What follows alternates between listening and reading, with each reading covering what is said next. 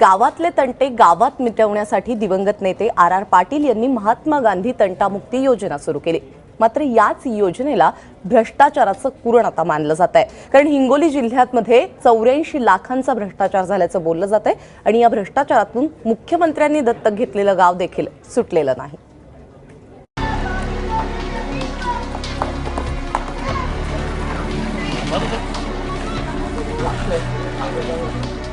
मुख्यमंत्री देवेंद्र फडणवीसांनी सेनगाव तालुक्यातलं बाभुळगाव तंटामुक्तीसाठी दत्तक घेतलं। गावाला 3 लाखांचं बक्षीसही मिळालं, पण पोलीस स्टेशनच्या अधिकाऱ्यांनी तंटामुक्ती अध्यक्षाच्या हातावर फक्त 30,000 टेकवले। खोट्या पावत्या तयार केल्या, बाकीची रक्कम गायब। निधी आमच्या ग्रामपंचायतच्या खात्यावर जमा झालेला नाही, त्याप्रमाणे आम्ही ग्रामपंचायतीची भेट घेऊन तसे प्रमाणपत्र ग्रामसेवकाकडून प्राप्त करून घेतले आणि तसा अहवाल आम्ही आमच्या वरिष्ठ कार्यालयाला सादर केलेला आहे। 3 लाख रुपयाचा अपार झालेला आहे। गावाच्या निधीसाठी आला होता 3 लाख रुपयासाठी, ते अपार झालेला कळालं। आता काय चौकशी चालू आहे। तुमच्या 1.5 वर्षात काही निधी आले का? नाही, काहीच नाही।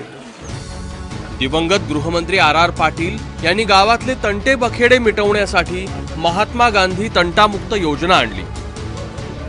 आर पाटील यांचं राज्यभरात कौतुक झालं, पण या चांगल्या योजनेचं पोलिसांनी भ्रष्टाचाराचं कुरण केलं।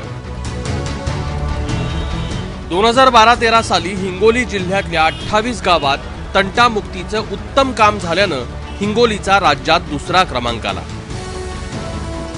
जिल्ह्याला 84 लाखांचं बक्षीस मिळालं, पण बक्षिसाची रक्कम गावात पोहोचलीच नाही। नानासाहेब नागदोरे, सुनील रसाळ, रविकांत सोनावणे आणि सुधाकर आडे यांच्यासह आणखी एका पोलीस अधिकाऱ्यानं संगनमत करून पैसा खिशात घातला। जिल्ह्यातील हट्टा पोलीस ठाण्यामध्ये जवळपास 65 लाख रुपये, कुरुंदा पोलीस ठाण्यामध्ये 58 लाख रुपये आणि बासंबामध्ये 39 लाख रुपये आणि इतर काही जे आहेत, तर अशा काही ठिकाणी रोखीने वाटून या रकमेचा मोठ्या प्रमाणात अपहार झालेला आहे।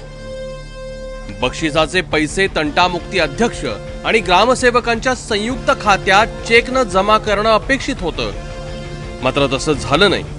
पोलिसांच्या धाकामुळे ग्रामस्थही बोलत नव्हते। एवढी रक्कम चेकनं द्यायला पाहिजे होती। किती रक्कम होती? 3 लाख रुपये असे चेकनं द्यायला पाहिजे होते, त्याने नगदी दिलेली आहे असं दाखवलं आणि सही त्या तंटामुक्ती अध्यक्षाची त्याच्यावर सही आहे।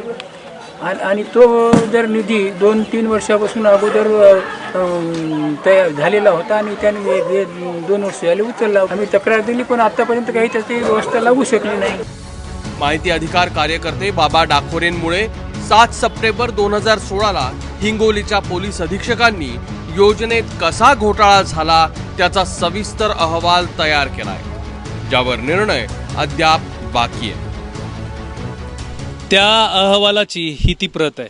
त्यात गमतीचा भाग असा आहे की जेव्हा हा घोटाळा होत होता तेव्हा हिंगोलीच्या जिल्हा पोलीस अधीक्षक ह्या एन अंबिका तमिळ होत्या, त्यांना मराठी येत नाही याचा गैरवापर करून या मंडळींनी हे पैसे लाटले। खरं म्हणजे हिंगोलीतला घोटाळा हे हिमनगाचं एक टोक आहे। जर राज्यभरामध्ये तंटामुक्तीची सविस्तर चौकशी झाली तर अनेक अधिकारी निलंबित होतील। लोकांचा सरकारी योजनेवरचा विश्वास उडतो ते यामुळे। हिंगोलीहून संजय गवाडसह मी राहुल कुलकर्णी, एबीपी माझा, उस्मानाबाद।